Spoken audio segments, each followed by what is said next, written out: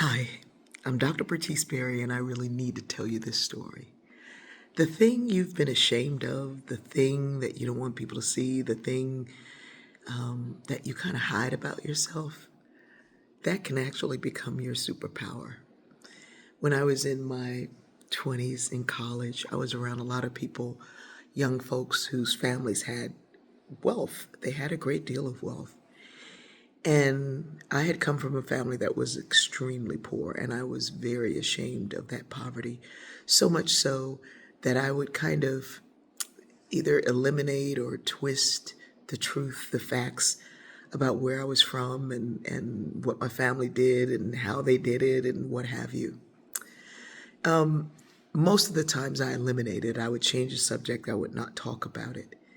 But when I started to become comfortable with that was my truth, the fact that that was just my truth, then it became this thing that I was not ashamed of and not necessarily proud of, but it was a way to see, to measure how far I had come. That thing that I used to do or used to be was a thing that I had not only overcome, but I had overcome in my mind because I couldn't change those facts about myself. But I could change what I did with those facts. I hope I'm making some sense to somebody.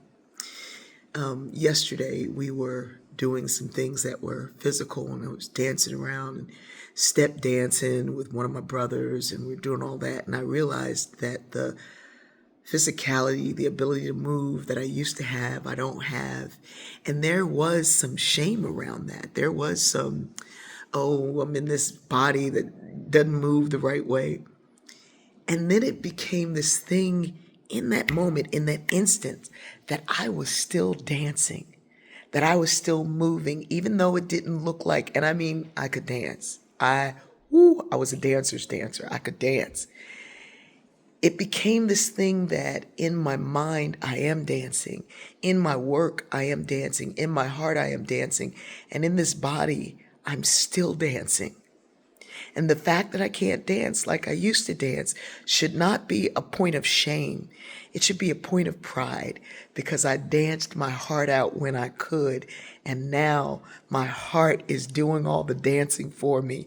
And I can still move. I can still move my arms and things in a way that convey a story that needs to be told. And I am very, very proud that I will never, ever give up on living fully.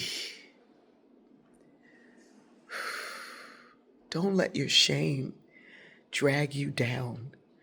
Let it be the measuring stick with which you see how far you've come. I love you.